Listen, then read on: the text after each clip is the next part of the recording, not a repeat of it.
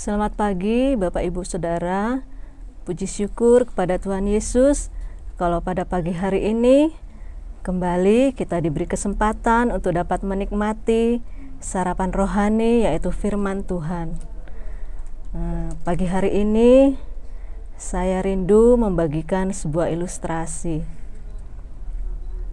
Suatu saat ada dua orang penjual sepatu yang diutus untuk berjualan di sebuah daerah terpencil. Nah, daerah tersebut sangat terpencil sehingga di sana tidak ada seorang pun yang memakai sepatu. Melihat kondisi tersebut, penjual yang pertama merasa bahwa hal ini suatu yang membuat dia putus asa, patah semangat. Di dalam hatinya dia berpikir, orang-orang di daerah sana tidak memakai sepatu. Bagaimana mungkin saya bisa menjual sepatu kepada mereka? Sebaliknya, penjual yang kedua justru merasa optimis. Dia merasa bahwa ini adalah suatu kesempatan. Dia berpikir bahwa semua orang di situ kan belum pernah pakai sepatu.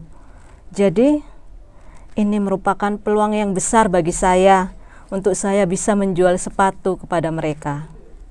Nah, Bapak Ibu Saudara, kedua penjual ini ada di dalam kondisi yang sama. Tetapi kita lihat mereka memandang situasi ini dengan sudut pandang yang berbeda. Penjual yang pertama melihat kondisi tersebut dari sudut pandang negatif, yang mengakibatkan ia menyerah sebelum berusaha. Sedangkan penjual yang kedua melihat dari sudut pandang positif. Dia melihat bahwa setiap masalah yang dia hadapi merupakan sebuah peluang untuk dapat maju. Nah, begitu juga dengan apa yang dialami oleh para pengintai bangsa Israel yang dikirim ke tanah Kanaan. Bapak Ibu Saudara bisa lihat di dalam kitab Bilangan pasal 13.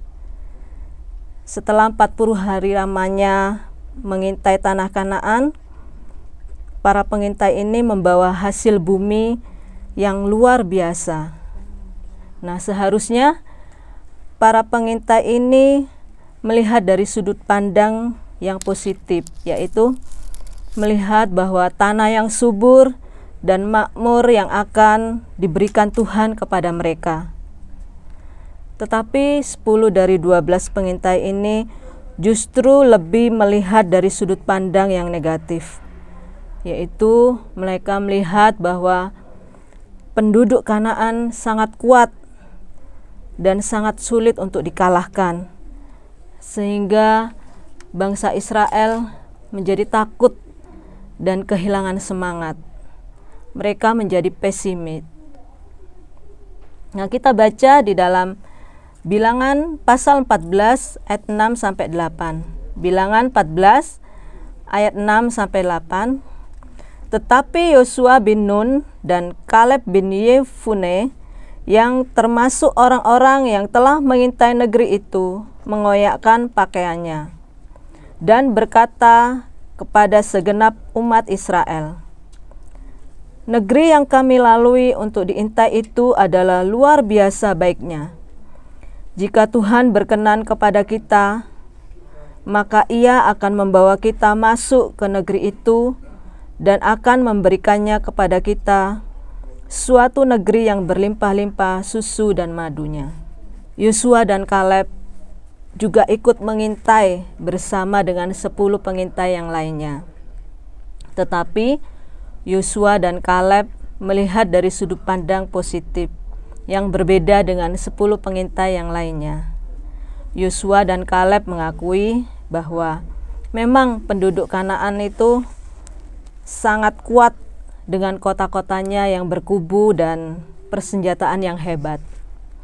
Tetapi Yosua dan Kaleb lebih melihat kondisi tanah Kanaan yang luar biasa baik, dan mengingat bahwa janji Tuhan kepada bangsa Israel, Tuhan akan membawa mereka masuk ke dalam Kanaan, yaitu tanah yang sudah Tuhan janjikan kepada mereka, tanah yang berlimpah-limpah susu dan madunya.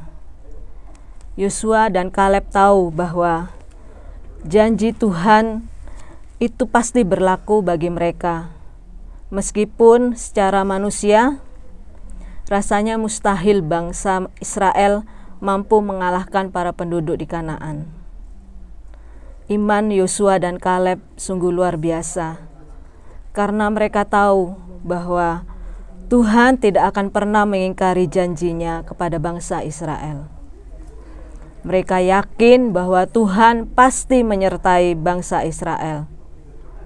Jika bangsa Israel tetap setia kepada Tuhan, tidak meninggalkan dan memberontak kepada Tuhan, maka pasti bangsa Israel akan mampu mengalahkan para penduduk di Kanaan.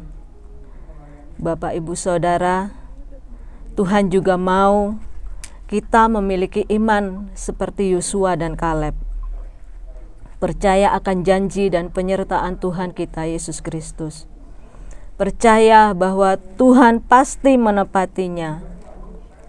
Iman menjadikan kita memandang sebuah keadaan dari sudut pandang yang berbeda, tidak takut dan mundur menghadapi tantangan, tetapi dapat melihat hal yang positif di balik tantangan yang kita hadapi. Iman menghasilkan perkataan yang positif. Iman menghasilkan perkataan yang optimis. Iman mendatangkan mujizat. Ada berkat Tuhan yang luar biasa bagi anak-anaknya yang mau taat kepada Tuhan dan lebih melihat janji-janji Tuhan daripada setiap masalah yang ada.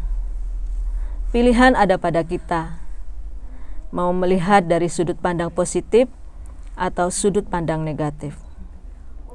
Mungkin kita tidak dapat mengubah keadaan yang kita alami, tetapi masa depan yang ada itu ditentukan oleh bagaimana cara kita memandang masa depan kita. Sebesar apapun masalah yang kita hadapi, kita mau memandang dari sudut pandang positif, yaitu bahwa Allah kita di dalam nama Yesus Kristus jauh lebih besar dari masalah kita dan dari apapun juga. Mari miliki sudut pandang positif sebagaimana Allah yang kita kehendaki.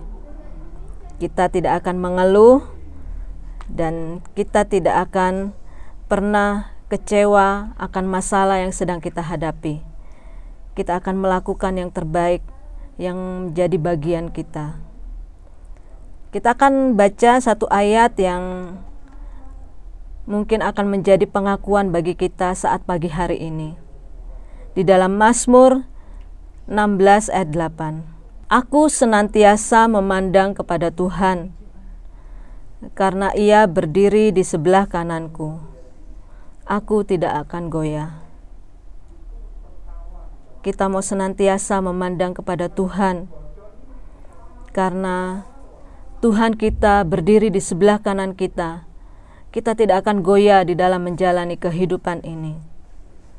Tuhan memang tidak pernah berjanji bahwa langit akan selalu biru. Dia juga tidak pernah berjanji jalan yang kita lalui akan selalu rata. Tetapi Tuhan kita selalu menyertai setiap kehidupan kita. Dia yang memberi kekuatan di dalam kita mengatasi setiap masalah yang kita hadapi.